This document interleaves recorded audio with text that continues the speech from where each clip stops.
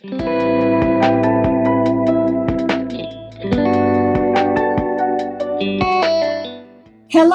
I'm Catrina M. Craft, and you've just tuned into the Craft More Cash podcast, where finance meets innovation and strategy becomes reality.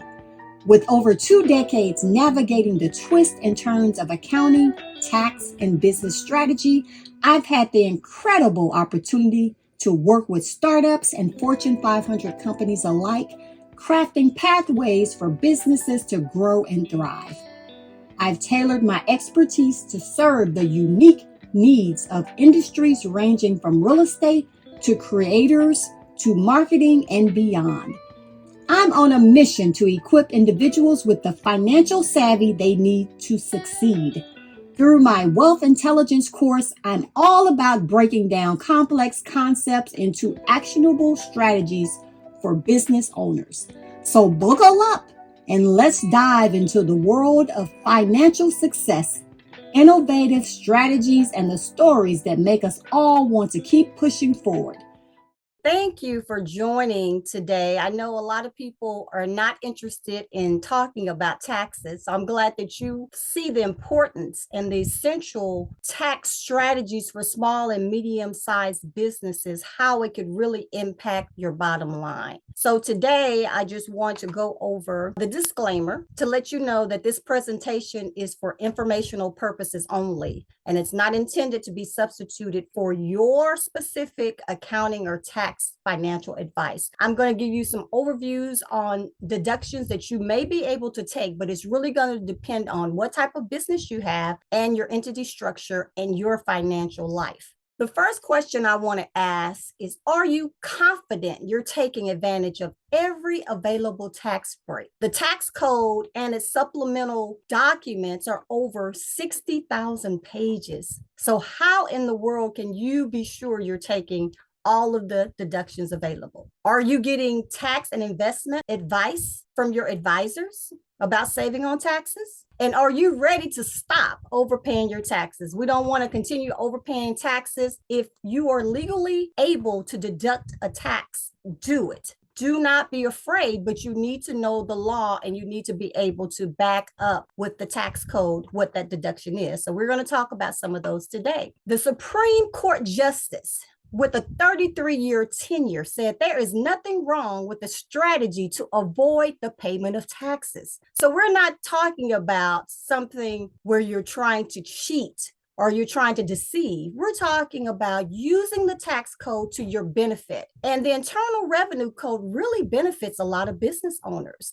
Business owners, small and medium size, make up almost 50% of the employees. So it is very important for the IRS to incentivize small and medium sized businesses because we are the ones that are generating the economy. That is why the tax code is so important to learn and see how it could benefit you in your business. Let's begin by asking, why tax planning? Tax planning means you're looking forward to minimize your taxes, not just recording history. A bookkeeper records history. An accountant looks at history and what's recorded. But when we're talking about planning, we're looking forward. It's before tax season begins. It's not April 15th. That's the deadline to file. At that time, most of the deductions you can take are gone, except there is one for a retirement plan that you can do up until your filing date.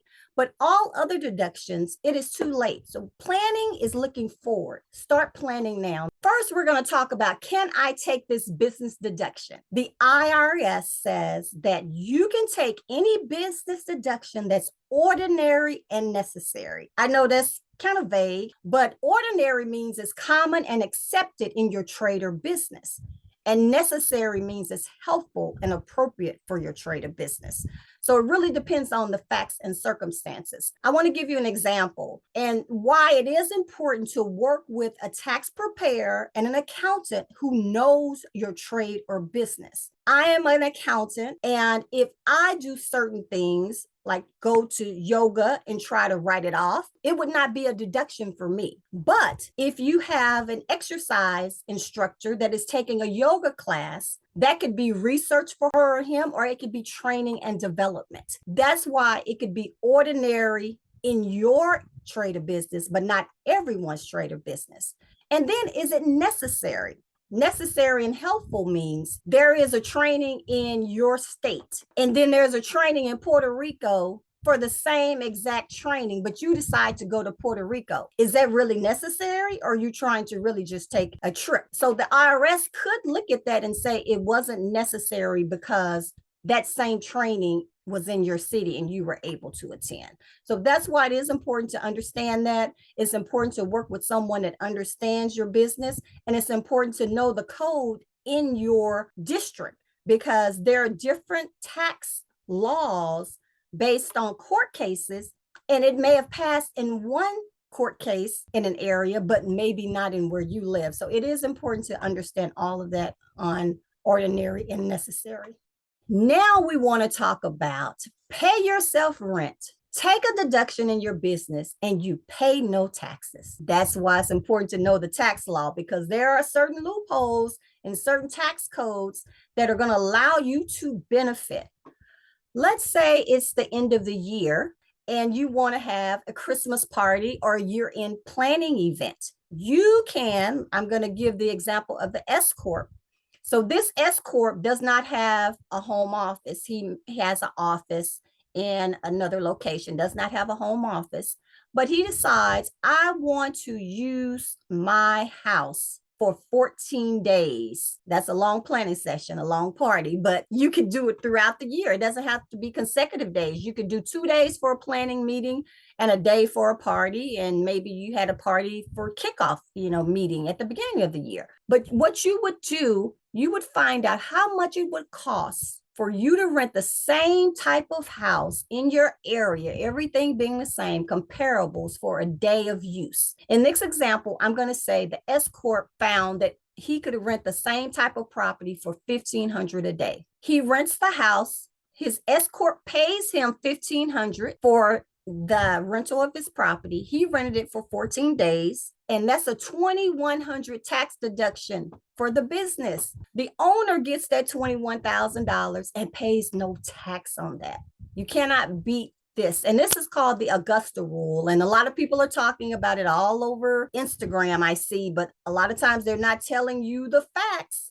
So make sure you know the facts and the way to do it properly. You need to reimburse yourself if you're doing it. The S Corp needs to write a check, or your business needs to write a check. You need to document what you're using it for, the time, who it was for, what type of event. Make sure you know the guidelines. It must be your resident. It can include your house, apartment, or condo. If you have a houseboat, it could include that, but it needs to be your resident. You have to document the activity that took place. Again, pay and document a fair rent. So the S Corp is going to pay you. And it could be a home to entertain your patients, your prospects, or your customers. Awesome tax deduction. You can take it before year end. You could possibly do all 14 days if you have a purpose. One item I want to dive deeper into is the home office deduction. I know a lot of people hear that they shouldn't take the home office deduction because it will be a red flag for audit, or you may be targeted for audit. That is not the case. A lot of Schedule Cs are targeted for an audit. So Schedule C is you're filing as a sole proprietorship. There's more audits done on Schedule C, sole proprietorships, because they know a lot of times it's people that are just starting out. They may not be claiming everything properly, and sometimes it's really a hobby and not a true business. So Schedule Cs are audited more, but it's not because they're taking a home office. We want to talk about the home office deduction, taking an internet deduction, what that means, renting your home office to your business. And when I say that, this is a great tax planning tool, especially for the end of the year. We're going to talk about that, and turning your backyard oasis into a deduction. First, the home office deduction, we're going to talk about the standard rules. The deduction is allowed if you have net income. That means you have to have a profit in order to take the deduction in the year that you have this loss. If you have a loss, or these expenses and these deductions, if you have a loss in your business, it's going to roll forward to the next year until you have net income in your business. So it's not loss, but you will not be able to take it in the year that you have a loss. But the requirements for a home office deduction, it has to be your principal place of business or regularly and exclusively used for administration or management activities. So you can have an office where maybe you meet customers, but you could have a home office as well where you regularly and exclusively use for administrative purposes and management activities. So a lot of people don't understand you could have both. You could have a physical office at a different location and a home office. And we're going to talk about why it's important to have a home office. You can meet your customers or clients at your home office. You can store inventory at your office or your garage. So if you have a garage and half of it is used for storage or inventory or products, I always say take a picture of any home office deduction because you never know when you're going to move and the IRS may require you to prove that you were using this for a home office deduction. Even your office, take a picture to show your computer setup, your furniture, your printer, your desk. Also, for your inventory, if you're using your garage for inventory storage, it needs to only be the portion that the inventory is in. So even if you're parking your car in one part of the garage, if you have the other part section where you're storing your inventory, that area could be a deduction. Also, if you use a separate structure on your property exclusively, so maybe you have a little tiny house in your yard and you're using it as your office and it's a separate structure, is only for your home office, that could also be a deduction. On the home office tax deduction, there's two ways, and the IRS had the actual cost method deduction. And that method was a little bit cumbersome because you had to keep up with a lot of receipts. And it's still used effectively if you have bigger size offices. You can deduct your home insurance, your security system, utilities, internet, telephone, HOA dues, your rent if you're renting, real estate taxes, mortgages, and many more. So cleaning services is another item you could deduct. Make sure that you are keeping track of all of these expenses because there is a way that you have to deduct the home office. If you're an S Corp, there's a way. If you're a C Corp, there's a different way. And if you're a sole proprietor partnership, there are ways. So you need to work with a tax preparer to know how to deduct the home office. The actual cost method is the original method. In 2013, the IRS started the simplified method because they realized it was a lot of record keeping and you didn't have to worry about keeping up with your expenses anymore. The way the simplified method works is you get to deduct $5 for every square foot that you have, but it's capped at $1,500. So that means your office space, it would be capped at the 300 square feet of space.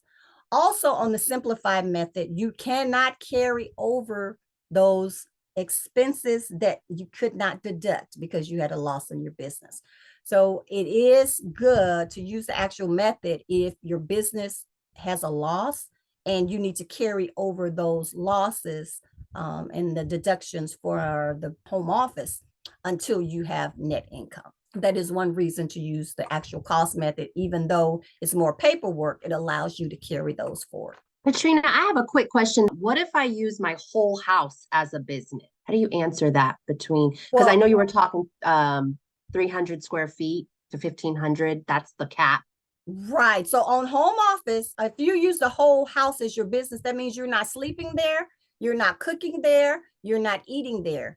Anytime you're using some type of personal usage, then you're not using the whole house as your business.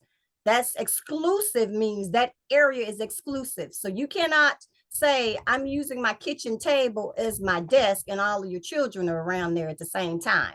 It has to be an exclusive area. You can have a bedroom and maybe half of your bedroom has your desk and your office in it and the other half is your bedroom, but the area that is for business has to be exclusive use. You can't say you have a guest bedroom and then you use it for your office as well, because then that's double dipping. Your guest is using it personally. That's great. Thank you, Catrina. So for the internet deduction, if you do work at home, you're probably using your home internet. Most people are. Are your monthly internet expenses deductible? Well, maybe. And that's why it's important to know and understand the law. There's different ways to deduct the internet based on the type of entity that you have. We're going to talk about that. The deduction rules really depends on if you're sole proprietorship, a corporation, or a partnership. And you can also deduct the use of your home internet, whether or not you claim your home office. So that's important to know. Where businesses have run into trouble really with the IRS is substantiating their internet use, because we know that if you're at home and you're using your internet, it's probably not 100% used for business. You're probably maybe watching TV, or your